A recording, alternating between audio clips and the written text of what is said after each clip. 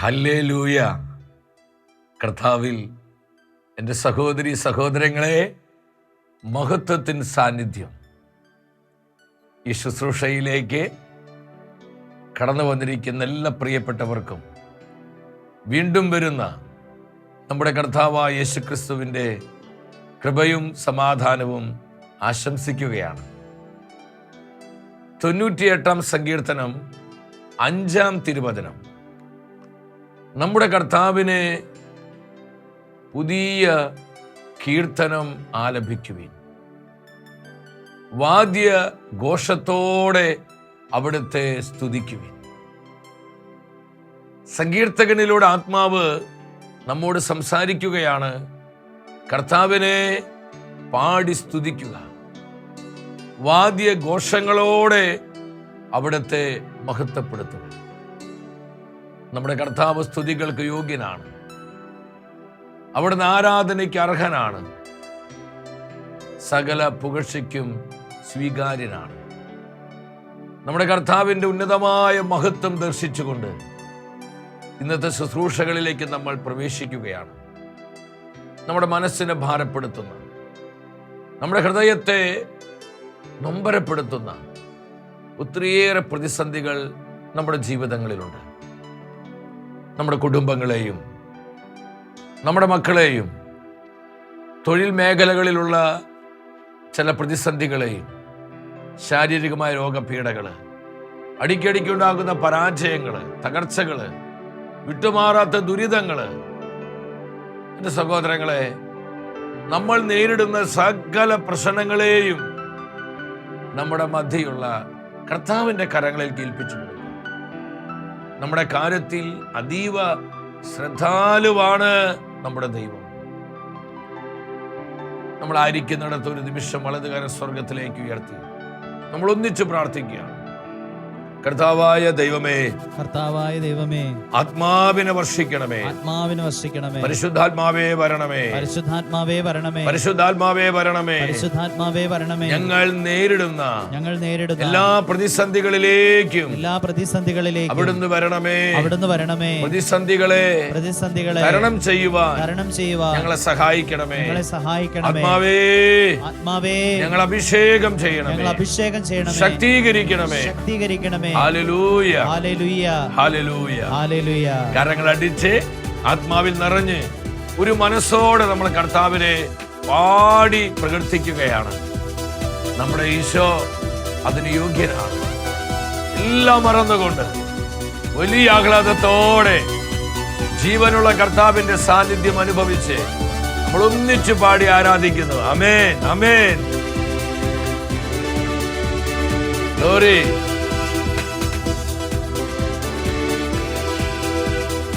ആത്മശക്തിയെ ഇറങ്ങി എന്നിൽ വാ, ഇറങ്ങി എന്നിൽ വാ, മഴ പോലെ പെയ്തിറങ്ങി വാ, മഴ പോലെ പെയ്തിറങ്ങി വാ.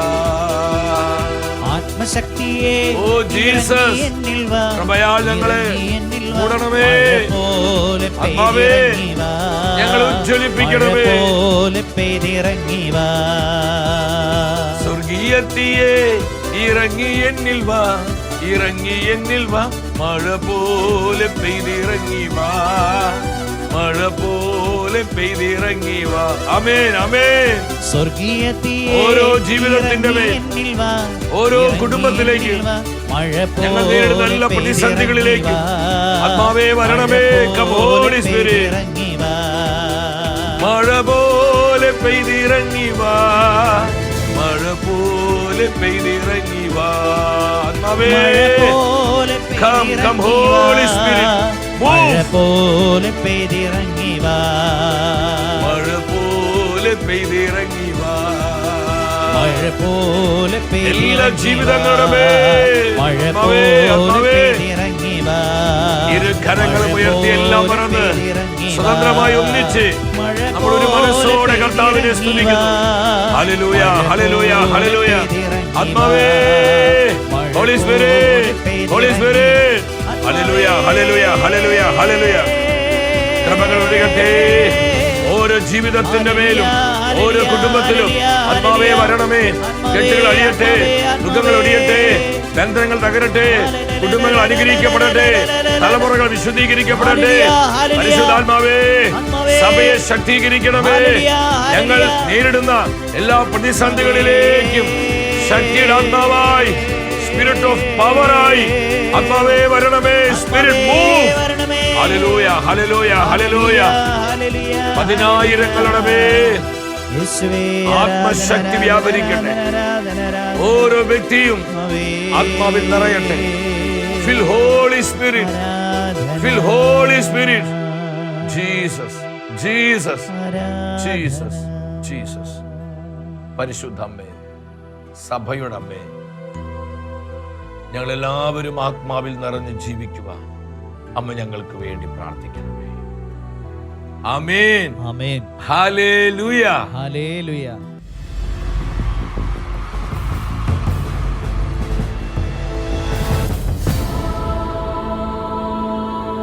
നിൻ വചനം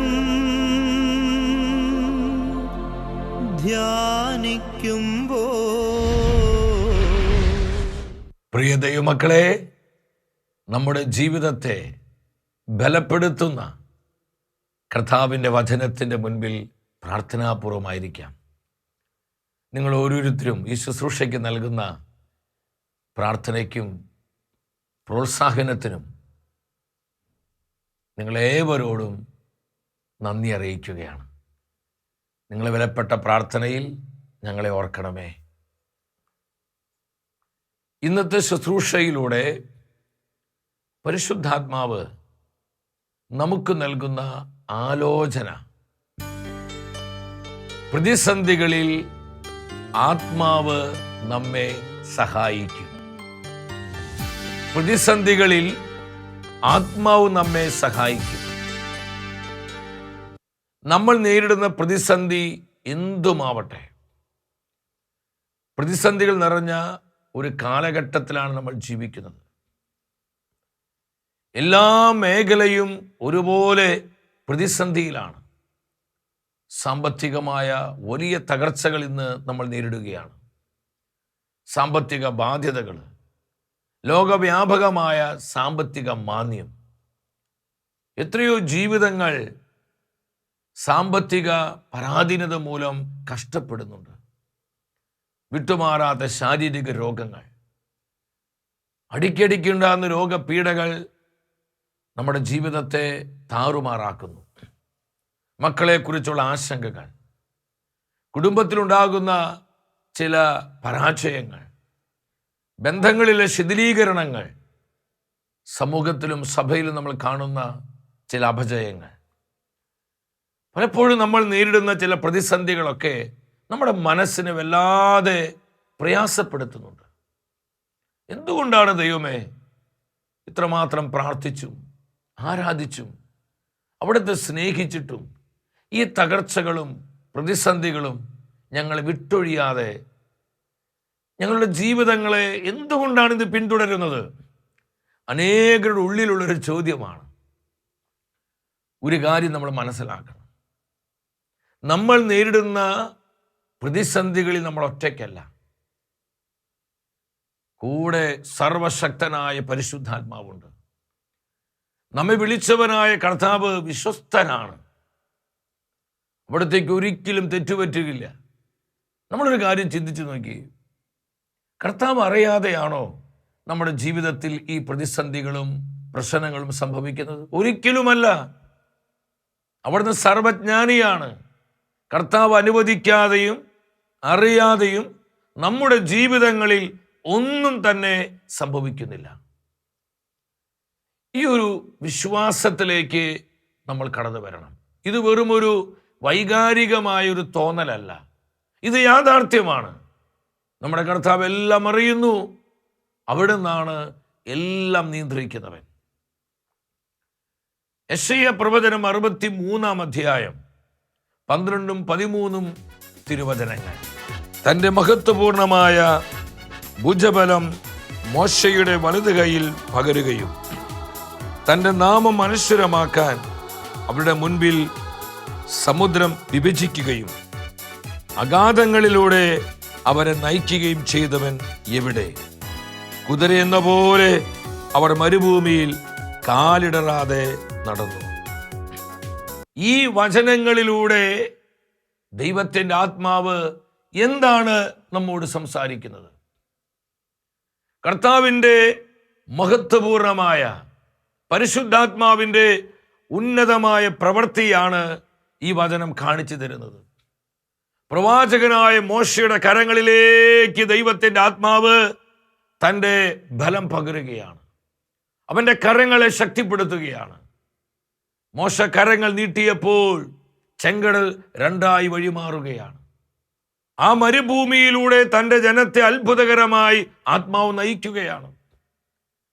കുതിരയെന്ന പോലെ മരുഭൂമിയിൽ കാലിടരാതെ ദൈവജനം നടക്കുകയാണ്. അവരുടെ കഴിവ് കൊണ്ടല്ല, ആത്മാവിൻ്റെ ബലം കൊണ്ട്. ദൈവജനം നേരിട്ട എല്ലാ പ്രതിസന്ധികളിലേക്കും ആത്മാവ് ഇറങ്ങി വന്നു. അവർക്ക് വിശന്നപ്പോൾ സ്വർഗത്തിന് മന്ന പൊഴിച്ച് അവരുടെ വിശപ്പടക്കി. അവർക്ക് ദാഹിച്ചപ്പോൾ മരുഭൂമിയിലെ കരിമ്പാറ കൂട്ടങ്ങളിൽ നിന്ന് ആവോളം ദാഹജലം കൊടുത്തു. അവർ മാംസത്തിന് വേണ്ടി നിലവിളിച്ചപ്പോൾ അവർക്കാവശ്യമായ തൃപ്തി വരുവോളം ഭക്ഷിക്കുമാറ് കാടപ്പക്ഷികളെ നൽകി ആത്മാവ് തൻ്റെ ജനത്തെ അനുഗ്രഹിച്ചു. അവർ ഏതെല്ലാം പ്രതിസന്ധികളെ നേരിട്ടോ ആ പ്രതിസന്ധികളിലെല്ലാം പരിശുദ്ധാത്മാവ് ബലത്തോടെ പ്രവർത്തിക്കുകയാണ്. എൻ്റെ സഹോദരങ്ങളെ, നമ്മൾ അഭിമുഖീകരിക്കുന്ന പ്രശ്നങ്ങൾ എന്തുമാവട്ടെ അത് പരിഹരിക്കുവാനും അതിനെ മറികടക്കുവാനും അതിനെ ഇല്ലാതാക്കുവാനുമുള്ള ശക്തി കർത്താവിൻ്റെ ആത്മാവിനുണ്ട്. സക്രിയ പ്രവചനം 4-ാം അധ്യായം 6-ാം വചനം, സൈന്യബലത്താലുമല്ല കരബലത്താലുമല്ല എൻ്റെ ആത്മാവിനാലാണ്. പരിശുദ്ധാത്മ പ്രവർത്തിക്കുമ്പോൾ എല്ലാം സാധ്യമാണ്. പരിശുദ്ധാത്മ പ്രവർത്തിക്കുമ്പോൾ അത്ഭുതങ്ങൾ വെളിപ്പെടുകയാണ്. അസാധ്യതകൾ സാധ്യതകളാവുകയാണ്. നമ്മുടെ മുൻപിലുള്ള അടഞ്ഞ വഴികളെല്ലാം തുറക്കപ്പെടുകയാണ്. അവൻ സർവശക്തനായ ദൈവമാണ്. ഇന്നത്തെ വചനത്തിലൂടെ ആത്മാവ് ഈ സത്യമാണ് നമ്മൾ അറിയിക്കുന്നത്. പ്രതിസന്ധികളിൽ പരിശുദ്ധാത്മ നമ്മളെ സഹായിക്കാനുണ്ട്. അവിടുന്നാണ് നമ്മളെ കരം പിടിച്ചിരിക്കുന്നത്. അവനാണ് നമ്മളെ നിരന്തരം നയിച്ചു കൊണ്ടിരിക്കുന്നത്. തിരുവചനത്തിലോട്ട് വരുമ്പോൾ കാണാൻ പറ്റും. യെശയ്യാ പ്രവചനം 43:14 അവിടുന്ന് ബാബിലോണിലേക്ക് ആളയക്കുകയും സകല പ്രതിബന്ധങ്ങളും തകർക്കുകയും ചെയ്യും. ദൈവജനത്തിന്റെ മേൽ നിബന്ധിച്ചിരിക്കുന്ന സകല പ്രതിബന്ധങ്ങളെയും തകർക്കുവാനുള്ള അത്ഭുത ശക്തി പരിശുദ്ധാത്മാവിനുണ്ട്. നിങ്ങൾ വിശ്വസിക്കുന്നു? എന്തിനിങ്ങനെ മനം കലങ്ങി അസ്വസ്ഥപ്പെട്ടിരിക്കുന്നത്? എത്ര ജീവിതങ്ങളെ ആത്മാവ് കാണുന്നത്. ചിലർ ചിന്തിക്കുക, എൻ്റെ പൊന്നു ബ്രദറെ, ഇത് പറയാൻ എളുപ്പമാണ്, വല്ലാത്ത പ്രതിസന്ധികളാണ്, എന്ത് ചെയ്യണമെന്ന് അറിയാതെ ഞങ്ങൾ പ്രയാസപ്പെടുകയാണ്. നിങ്ങൾ ശ്രദ്ധിക്കുക, പരിശുദ്ധ ബൈബിളിൽ നിന്ന് ഒരു വ്യക്തി ആത്മാവ് ഇന്ന് നമുക്ക് കാണിച്ചു തരികയാണ്. പ്രവാചകനായ ജോഷുവയാണ്. ദൈവത്തിൻ്റെ ആത്മാവിൽ നിറയപ്പെട്ട പ്രവാചകനാണ് ജോഷുവ. നിയമാവർത്തന പുസ്തകം 31:7 വരുമ്പോൾ ദൈവമായ കർത്താവ് മോശ പ്രവാചകനോട് പറഞ്ഞു, നീ ജോഷുവോട് പറയുക, എൻ്റെ ജനത്തെ അവരുടെ പിതാക്കന്മാർക്ക് നൽകുമെന്ന് ഞാൻ ശപഥം ചെയ്തിരിക്കുന്ന വാഗ്ദാന ദേശത്തേക്ക് അവരെ നയിക്കുവാൻ. കർത്താവിൻ്റെ ജനത്തെ, ഇസ്രായേലിനെ പ്രോമിസ് ലാൻഡിലേക്ക്, പാലും തേനും ഒഴുകുന്ന കാനാൻ ദേശത്ത് എത്തിക്കുവാനുള്ള വലിയൊരു മിഷൻ, ദൗത്യം ദൈവം ജോഷുവയ്ക്ക് നൽകുകയാണ്. വളരെ വെല്ലുവിളികൾ നിറഞ്ഞ, പ്രയാസങ്ങൾ നിറഞ്ഞ ഒരു ദൗത്യമാണ്. നമ്മൾ ചിന്തിക്കുമ്പോഴും വായിക്കുമ്പോഴും വളരെ വളരെ നിസ്സാരമായിട്ട് നമുക്ക് തോന്നാം. ഒരുപാട് പ്രതിസന്ധികൾ ജോഷുവയുടെ മുൻപിലുണ്ടായിരുന്നു. ഈ ജനത്തെ വാഗ്ദാന ദേശത്തെത്തിക്കുവാനായിട്ട് പ്രയാസകരമായ, ബുദ്ധിമുട്ടുകൾ നിറഞ്ഞ ഒരു മിഷനായിരുന്നു ദൈവം ഏൽപ്പിച്ചത്. ഈ മിഷൻ പൂർത്തീകരിക്കുവാൻ ജോഷുവയുടെ മുമ്പിൽ പല പ്രതിസന്ധികളുമുണ്ട്. അതിൽ 3 വലിയ പ്രതിസന്ധികൾ, നിസ്സാര പ്രതിസന്ധിയല്ല. 1, കരകവിഞ്ഞൊഴുകുന്ന ജോർദാൻ നദി മറികടന്ന് വേണം അവർക്ക് പ്രോമിസ് ലാൻഡിലേക്ക് പോകാൻ. ഈ ഏകദേശം 30 ലക്ഷത്തോളം വരുന്ന ഈ ജനം എങ്ങനെ ഈ കരകവിഞ്ഞൊഴുകുന്ന ജോർദാൻ നദി അക്കരെ കടക്കും? നോട്ട് ഈസി, ഇമ്പോസിബിൾ ആണ്. മാനുഷികമായി ചിന്തിച്ചാൽ അസാധ്യമാണ്. അതൊന്നാമത്തെ റിസ്ക് ആണ്. രണ്ടാമത്തെ പ്രതിസന്ധി എന്ന് പറയുന്നത് ജെറീക്കോ കോട്ടയാണ്, ആ വൻ മതിലാണ്. വളരെ ശക്തമായ ഈ മതിൽ എങ്ങനെ നിലംപതിക്കും? അവരുടെ മുൻപിൽ ആകാശമുട്ട ജെറീക്കോ കോട്ട നിൽക്കുകയാണ്. അത് വലിയൊരു പ്രതിസന്ധിയായിരുന്നു.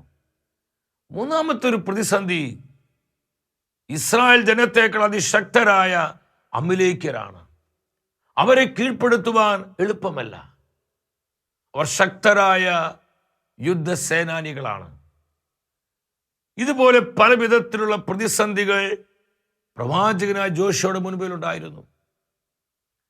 എന്നാൽ സഹോദരങ്ങളെ, ഈ പ്രതിസന്ധികളിലെല്ലാം ജോഷുവയെ ആത്മാവ് സഹായിക്കുകയാണ്. ഇതാ നമ്മുടെ മനസ്സിൽ നമ്മുടെ ദൂത് ഇവിടെയാണ്. നമുക്കുള്ള പ്രവചന സന്ദേശം ഇവിടെ കിടക്കുന്നത്. ജോഷുവയെ സഹായിച്ച പരിശുദ്ധാത്മാവിന് എൻ്റെ സഹോദര സഹോദരി, എന്നെയും നിന്നെയും സഹായിക്കാൻ പറ്റും. അവൻ മുഖപക്ഷമില്ലാത്ത ദൈവമാണ്. ജോഷുവയെ നയിച്ച പരിശുദ്ധാത്മാവിനെ ഈ പ്രതിസന്ധികളിടയിലൂടെ നമ്മയും നയിക്കാൻ പറ്റും. നമ്മൾ വിശ്വസിക്കുന്നുണ്ടോ? നമുക്ക് സംശയമാണ്. നമ്മുടെ ഉള്ളിൽ ആദിയാണ്. നമ്മളെ ഭയം ഗ്രസിച്ചിരിക്കുകയാണ്. അതുകൊണ്ട് തന്നെ ദൈവാത്മാവിൻ്റെ പ്രവർത്തനങ്ങളെയും അവിടുത്തെ വാഗ്ദാനങ്ങളെയും കാണുവാനോ അതിനെയോർത്ത് ദൈവത്തെ സ്തുതിക്കുവാനോ നമുക്ക് കഴിയാതെ പോകുന്നു. ജോഷുവയുടെ പുസ്തകം 3-ാം അധ്യായം 1 മുതൽ 6 വരെയുള്ള വചനങ്ങൾ നിങ്ങൾ വായിച്ച് ധ്യാനിക്കണം. കരകവിഞ്ഞൊഴുകുന്ന ജോർദാൻ നദി മറുകിടന്ന് അത് ക്രോസ് ചെയ്തുകൊണ്ട് അക്കരയ്ക്ക് കടക്കുവാൻ, മറുകരയെത്തുവാൻ ആത്മാവ് ജോഷുവയ്ക്ക് ജ്ഞാനം കൊടുക്കുകയാണ്. ആത്മാവിൻ്റെ ജ്ഞാനത്തിൽ ജോഷു തിരിച്ചറിഞ്ഞു ഈ പ്രശ്നത്തെ മറികടക്കുവാനുള്ള വഴി അതിപ്രകാരമായിരുന്നു. വാഗ്ദാന പേടകം വഹിക്കുന്ന പുരോഹിതന്മാരെ ജോർദാൻ നദിയിൽ അവർ നിൽക്കണം. ജോഷുവയുടെ പുസ്തകം 3-ാം അധ്യായം 15-16 വചനങ്ങൾ എന്താ പറയുന്നത്? വാഗ്ദാന പേടകം വഹിച്ചിരുന്ന പുരോഹിതർ ജോർദാന്റെ വെള്ളത്തിൽ സ്പർശിച്ചപ്പോൾ വെള്ളത്തിന്റെ ഒഴുക്ക് നിലച്ചു. ഹല്ലേലൂയ! ഇതാണ് ആത്മാവിന്റെ പ്രവർത്തനം. നമ്മൾ ചിന്തിക്കുന്നത് പോലെയല്ല ആത്മാവ് ചിന്തിക്കുന്നത്. പലപ്പോഴും നമ്മൾ ആഗ്രഹിക്കുന്നത് പോലെയല്ല പരിശുദ്ധാത്മ പ്രവർത്തിക്കുന്നത്. അവിടുത്തെ ചിന്തകൾ നമ്മേക്കാൾ എത്ര ഉന്നതമാണ്. വെള്ളത്തിന് ഒഴുക്ക് നിലയ്ക്കുകയാണ്. ഇസ്രായേൽ ജനം, അതിൽ കൊച്ചു കുഞ്ഞുങ്ങൾ മുതൽ വളരെ പ്രായമായ വല്യപ്പച്ചന്മാരും വല്യമ്മച്ചിമാരും വരെയുണ്ട്. അവര് ഈ ജോർദാൻ നദി കടന്ന് അക്കരയെത്തുകയാണ്. ഈ ജോർദാൻ നദിയുടെ ആ താഴ്ഭാഗം വരണ്ട ഭൂമിയാക്കി ആത്മാവ് മാറ്റി ഡ്രൈ ലാൻഡ് ആക്കുകയാണ്. ഇതെല്ലാം ഹോളി സ്പിരിറ്റ് പറ്റും. നമ്മളത് ചിന്തിച്ചു നോക്കി. ജോഷ ചിന്തിക്കുകയാണ്, ഇതെങ്ങനെ മറികടക്കും, ഇതെങ്ങനെ ഈ പ്രശ്നം പരിഹരിക്കും എന്നിങ്ങനെ ചിന്തിച്ചവൻ മനസ്സിലിങ്ങനെ പെരുക്കി അവൻ ചിന്തിച്ചുകൊണ്ടിരുന്നാൽ പ്രവാചകന്റെ പ്രഷർ കൂടി അവന് കൊളസ്ട്രോളും ഷുഗറും അതുപോലെ തന്നെ എന്താ പറയുക പ്രഷറൊക്കെ അടിച്ച് വലിയൊരു രോഗിയായി ജോഷ പ്രവാചകൻ മാറുമായിരുന്നു. ഇത് നമ്മുടെ പല അവസ്ഥയുടെ കാരണം ഏതാ? നമ്മളിങ്ങനെ ടെൻഷൻ അടിക്കുകയാണ്, ആത്മാവിനെ ആശ്രയിക്കുന്നില്ല, ആത്മാവിൻ്റെ നടത്തിപ്പിൽ വിശ്വസിക്കുന്നില്ല, ആത്മാവിൻ്റെ വാഗ്ദാനങ്ങൾ സ്വന്തമാക്കുന്നില്ല. പലപ്പോഴും നമ്മൾ നമ്മുടെ സെൽഫിൽ, നമ്മുടെ സ്വയത്തിൽ ആശ്രയിച്ച് നമ്മുടെ പ്രശ്നങ്ങളെ കൂടുതൽ വഷളാക്കി മാറ്റുകയാണ് പലപ്പോഴും.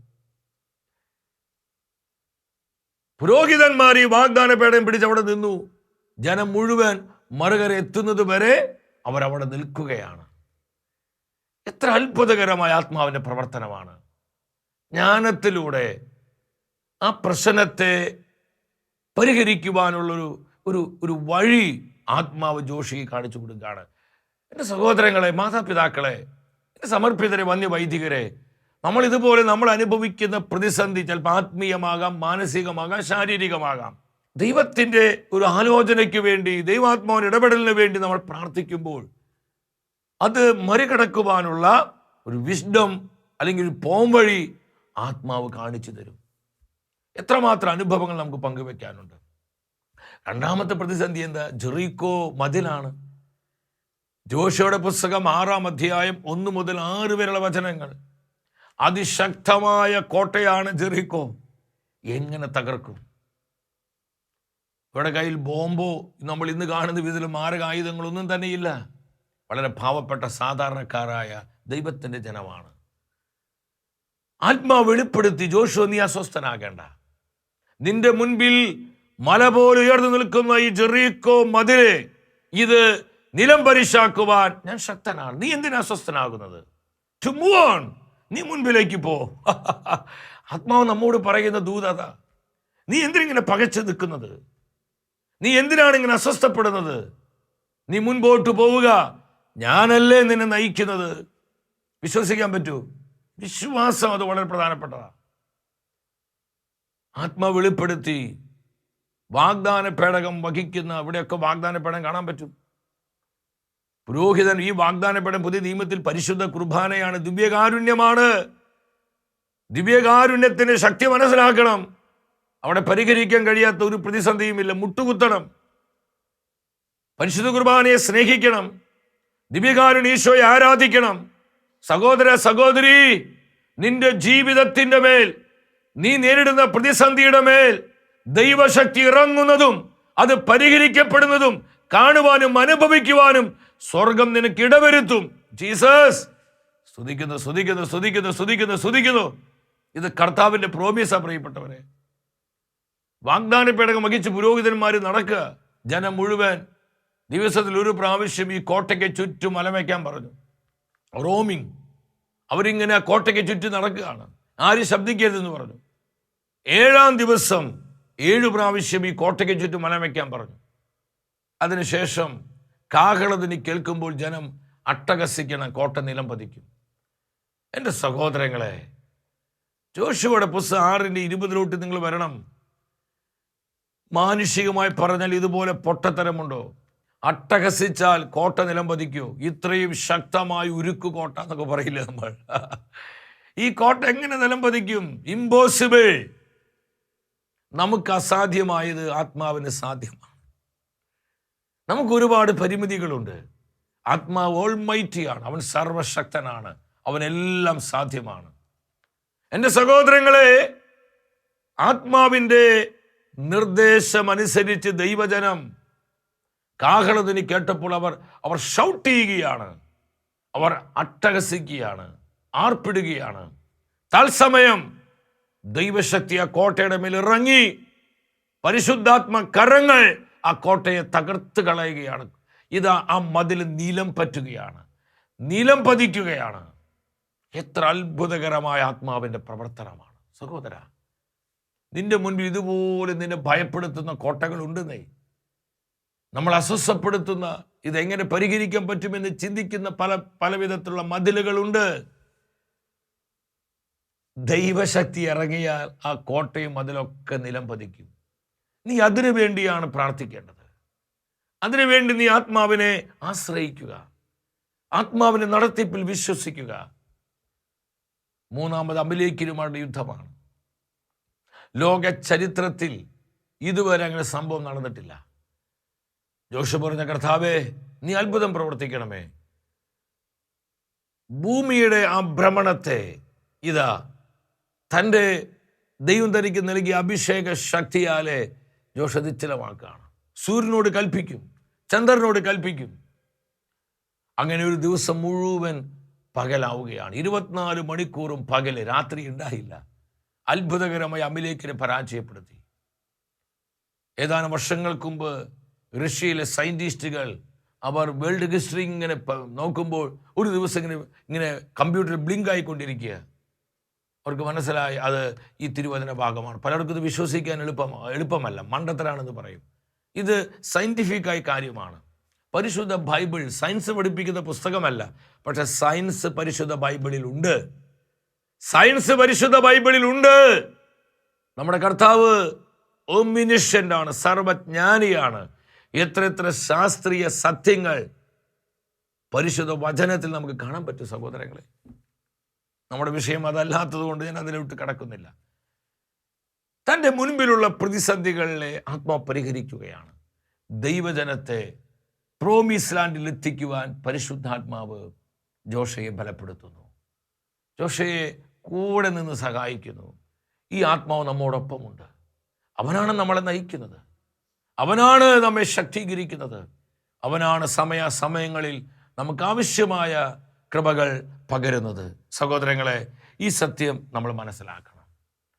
ഇത് തിരിച്ചറിഞ്ഞുകൊണ്ട് നമ്മുടെ ജീവിതങ്ങളെ പൂർണ്ണമായും കർത്താവിനെ ഏൽപ്പിച്ചു കൊടുക്കുക. നമ്മൾ നേരിടുന്ന പ്രതിസന്ധികൾ, നമ്മുടെ ജീവിതത്തിലെ വെല്ലുവിളികൾ, തകർച്ചകൾ എല്ലാം കർത്താവിനെ ഏൽപ്പിച്ചു കൊടുത്ത് അതിന്മേൽ ആത്മശക്തി ഇറങ്ങുവാൻ ഒരു നിമിഷം കരങ്ങൾ ഉയർത്തി നമ്മൾ ഒരിക്കൽ കൂടെ സ്തുതിക്കുകയാണ്. Hallelujah, hallelujah.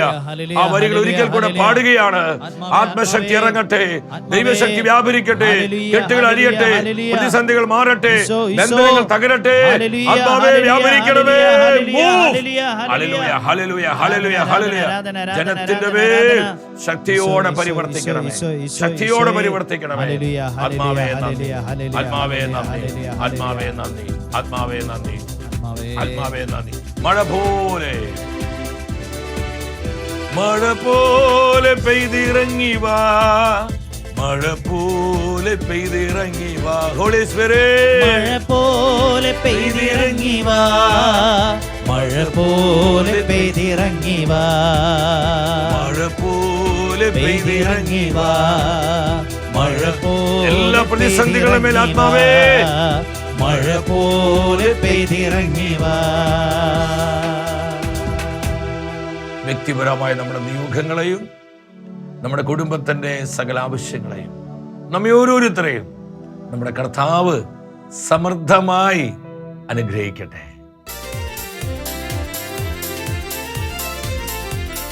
മഹത്വമേ മഹത്വമേ മഹത്വത്തിൻ രാജാവേ, മഹത്വത്തിൻ സാന്നിധ്യം. മഹത്വമേ മഹത്വമേ മഹത്വ